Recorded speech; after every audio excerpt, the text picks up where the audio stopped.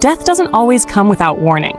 In fact, long before the final breath, our body begins to send silent, powerful messages, signs that most of us miss or ignore. These signs are not just symptoms of illness, they're signals that life is reaching its final chapter. Whether it's a loved one slowly fading or changes you notice in yourself, the body always speaks. You just have to know how to listen. In this video, we'll explore 7 mysterious signs that you're nearing death. Some are physical, others are emotional or even spiritual, but each one carries a deep truth about life, the soul, and what comes next. Sign 1. Deep and unrelenting fatigue. When death approaches, one of the first and most powerful signs the body gives is a deep, unrelenting fatigue, the kind that no amount of rest can fix. This isn't the usual tiredness from a long day or emotional stress. It's something far more profound, something that comes from the very core of a person's being. It feels like the weight of life itself is pressing down. As the body begins shutting down, it no longer uses energy for things it considers non-essential. That means basic tasks like walking, sitting up, speaking, or even holding a spoon become almost impossible. The body is slowing. Systems are beginning to fail. Blood doesn't circulate the way it used to. Oxygen isn't reaching the muscles and brain the same way. Everything becomes slower, heavier, and harder. The person may sleep for 16, 18, or even 20 hours a day. But no matter how much they rest, the fatigue remains. And when they are awake, they often feel like they're drifting, caught between sleep and consciousness. Conversations become shorter. Responses are delayed or absent. Sometimes the eyes may stay closed for hours, even when they're aware of what's happening. Family members may feel helpless during this stage. They try to encourage their loved one to eat, to talk, to fight. But the truth is, this stage is not about fighting. It's about letting go.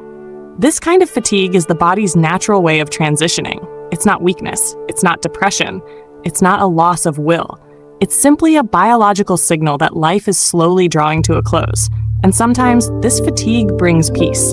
The person may seem calm, even serene, as they slip deeper into rest.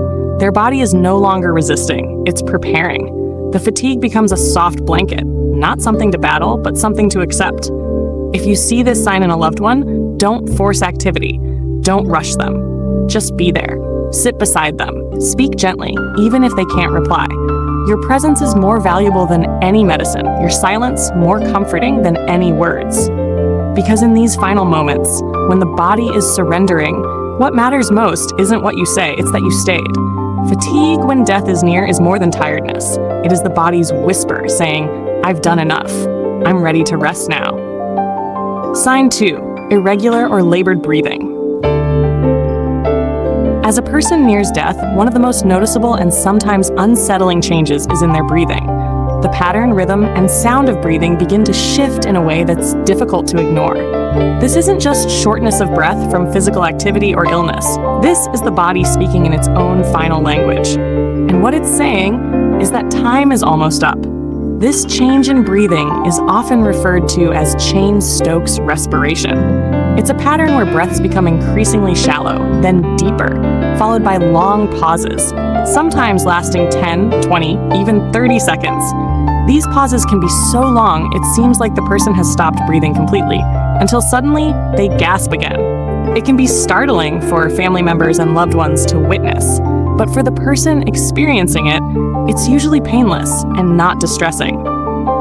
As the muscles that control breathing begin to weaken and the brain loses its ability to regulate the process, the breath becomes irregular. You may hear gurgling or rattling sounds, commonly known as the death rattle. This occurs because the person no longer has the strength to clear secretions from their throat or lungs. To the ear, it can sound frightening, like they're struggling to breathe. But in most cases, the individual is unaware of it and doesn't feel discomfort. What's important to understand is that these breathing changes are natural. They're not signs of suffering. They're signs of transition. The body is slowly releasing its grip on the physical world. It's no longer concerned with rhythm, smoothness, or even oxygen levels. It's conserving energy. It's surrendering. In some moments, breathing may become so faint, so soft, that it's nearly impossible to detect. Other times, the person may breathe quickly, as if catching up. But there's no clear pattern. It's unpredictable, like waves at sea, rising and falling without warning. This is the rhythm of departure. During this phase, it's crucial to create a calm environment. Lower the lights, turn off background noise, sit beside them, hold their hand, speak gently or not at all. Just your presence. Your breath aligned with theirs can offer comfort beyond words. For caregivers, this can be a deeply emotional moment. Every breath feels like it could be the last. You hold your own breath in fear, in anticipation. But remember, this is not suffering. This is the natural way life closes its final chapter. Breathing, from our very first cry to our final sigh, is the thread that ties life together. And when that breath begins to change, it's not a tragedy, it's a transition. A sacred reminder that something greater is near. So don't fear it, witness it, honor it, because in every breath, even the last, there is meaning. Sign 3, cold hands, feet, and skin discoloration. As life draws to a close, the body begins to prioritize its remaining energy for the most essential functions, keeping the heart beating, the lungs breathing, and the brain functioning just a little longer. One of the clearest signs that death is near is a visible change in circulation. The person's hands and feet begin to feel cold, not just cool, but icy. The skin may turn pale, bluish, or take on a mottled, marbled appearance. These changes are more than cosmetic. They are clear signs that the body's systems are shutting down. Here's what's really happening. When the heart weakens and blood pressure drops, the body redirects blood away from the extremities to support the core organs. The hands, feet, and even limbs become the first areas to lose warmth and color.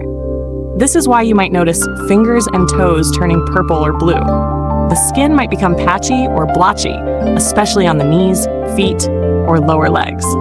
This is called mottling, and it's one of the final signs the body gives. Often, this coldness progresses quickly. One day, the hands may feel slightly cool. The next, they're ice cold. Loved ones may instinctively try to warm them with blankets or heating pads. While this can bring some comfort, it won't reverse the process. The body is not cold because of the room temperature. It's cold because the internal systems are slowing down. The furnace inside, the circulation, is shutting off. Sometimes the skin also takes on a waxy, pale, or even gray tone. It might appear almost translucent. These changes can be alarming to those watching, especially if they happen suddenly. But it's essential to understand these signs are not painful for the person. They're not suffering. They're transitioning. During this stage, responses may become limited. The person might not flinch when touched. Their hands may go limp. Their body may begin to curl inward slightly, as if preparing to let go. But don't take their stillness as absence. Even now, in this cold silence, they may still hear you, feel your touch, and be comforted by your presence. This is a sacred moment. When you see their hands cool in yours, when their skin begins to fade, understand that this is not defeat. It is a gentle release. The body is letting go of the world piece by piece, starting with the hands and feet, the very tools we use to walk and hold and build, as if saying, I no longer need these. I've done my work. I'm ready. So don't pull away. Don't panic. Just hold their hand, even if it's cold. Because what they feel most isn't the temperature. It's the love behind your touch.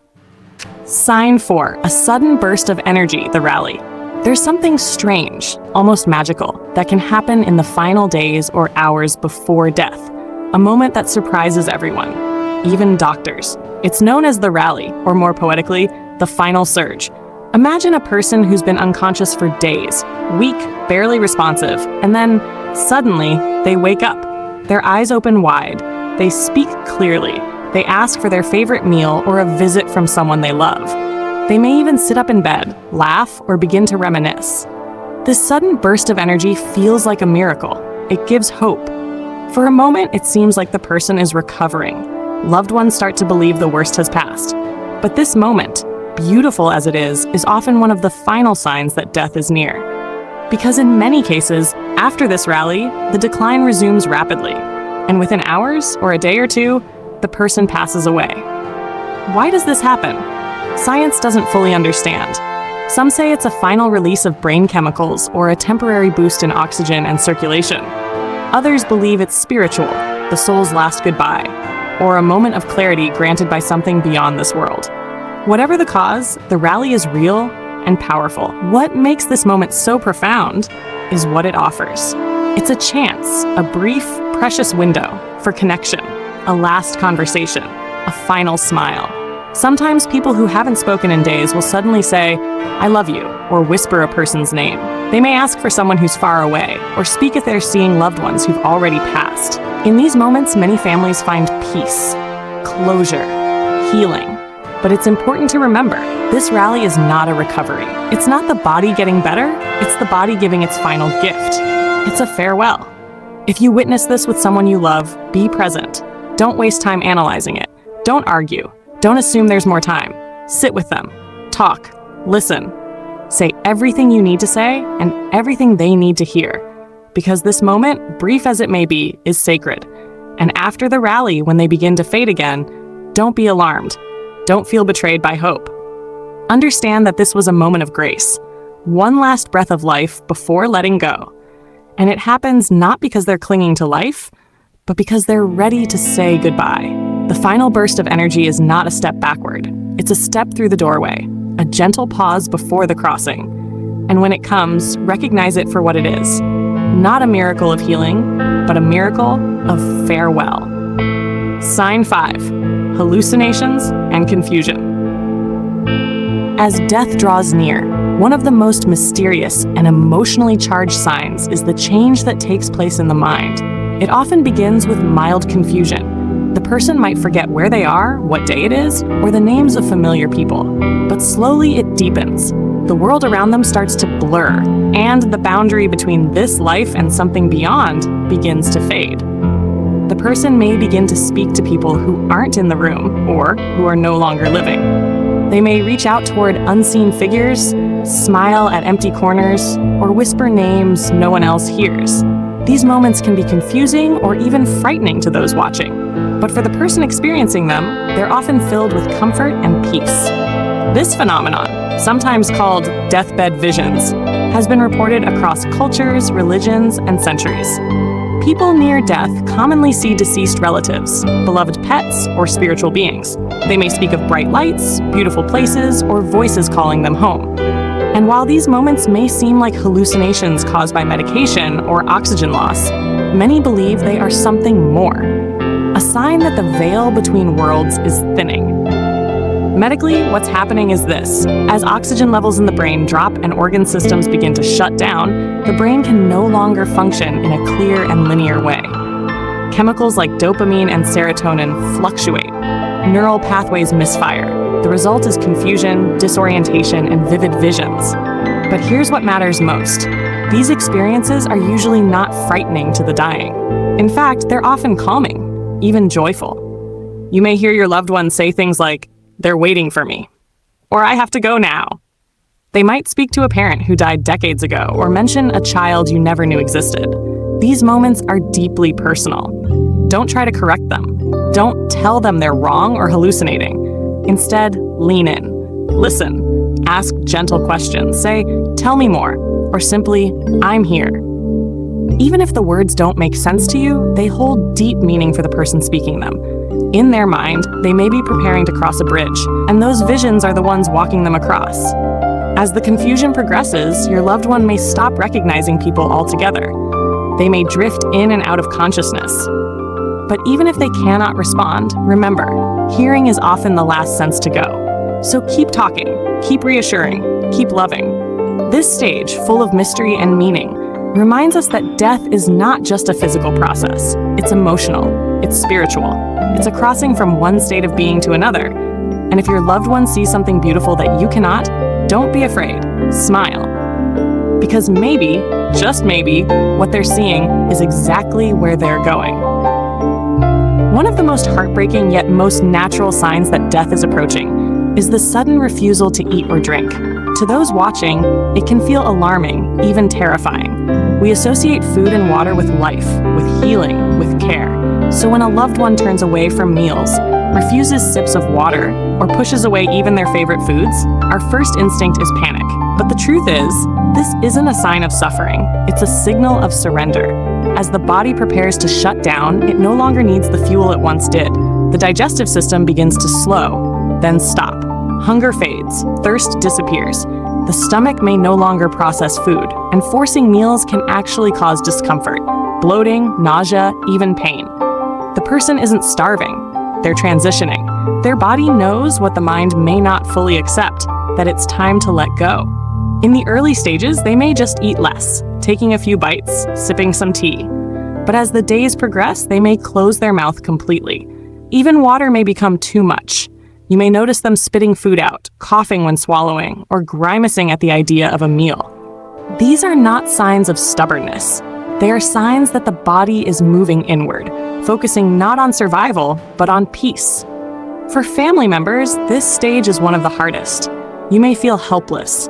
You may feel like you're watching someone slip away without being able to stop it. But here's the truth. This is not a moment for fighting nature. It's a moment for acceptance. Trying to feed a dying person isn't kindness. It can be a source of discomfort. What they need now is not food, but presence. Keep their lips moist. Offer ice chips or a sponge soaked in water to prevent dryness. Use balm for cracked lips. Speak gently. Play soft music. Dim the lights. Sit beside them in stillness. These small comforts carry more power than 1,000 meals ever could. And remember, many people report that their loved ones looked more peaceful, more serene, once the need to eat had faded away. It's as if the body, free from the pressure to nourish, begins to rest, deeply and fully. This calm is not weakness. It is the body's wisdom, making space for the final journey. So, if your loved one is no longer eating, don't beg or plead. Instead, offer love. Offer light. Offer silence. You're not failing them. You're walking with them, hand in hand to the edge of something unknown. Because when food no longer matters, it's not a sign that life has ended. It's a sign that something beyond life is about to begin. 7. Withdrawing from the world. There comes a moment, often quietly and without warning, when a person begins to withdraw, not just physically, but emotionally and spiritually, from the world around them. This is not depression. This is not sadness. This is the body and soul gently detaching from everything it once clung to. Conversations fade. Eye contact becomes rare. Smiles grow fewer. The person begins to slip inward, as though preparing for a long journey, one they must take alone. This withdrawal is one of the clearest signs that death is near. You may notice your loved one sleeps more, not from exhaustion alone, but because their energy is now turned inward. They may stop engaging in conversation. They may not respond when spoken to. They may no longer recognize friends, children, even a spouse of 50 years. It's not that they don't love them anymore. It's that the ties to this world are beginning to loosen. You might hear less speaking, fewer questions, shorter answers, or just silence. The eyes may close more often, not just in rest, but in detachment. The person may stare past you as if watching something you cannot see. They may seem unaware of time, surroundings, or even their own identity. It's natural to feel rejected in these moments, to wonder, are they still in there? But this retreat is not rejection. It is protection. The body and soul are focusing on something deeper, something invisible. Some call it preparation, others call it spiritual transition. Either way, it's a sacred turning inward. This sign often appears in the final days, sometimes hours before death. But it doesn't mean the person can't feel or hear you. In fact, hearing is often the last sense to go. So even if they don't respond, even if their eyes stay closed, speak, gently, kindly. Tell them you love them. Tell them you're there. Share words of peace, of comfort, of letting go. Touch matters too. A hand held in silence, a gentle brush of the hair, a kiss on the forehead. These are not small gestures. They are powerful messages of love in the moments where words fail.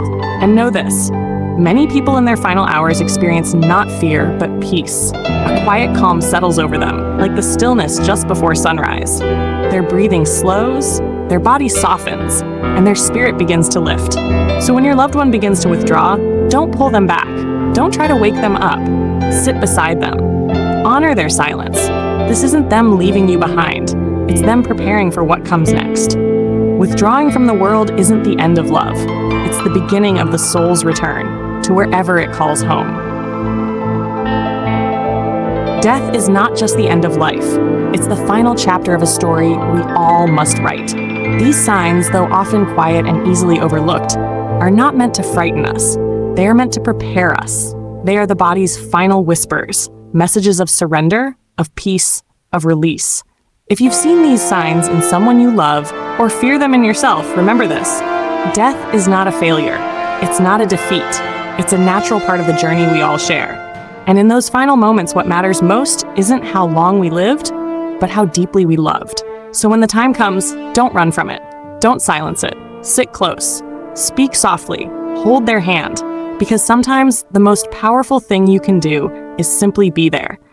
Let every goodbye be filled with love, and let every ending remind us that the soul never truly leaves.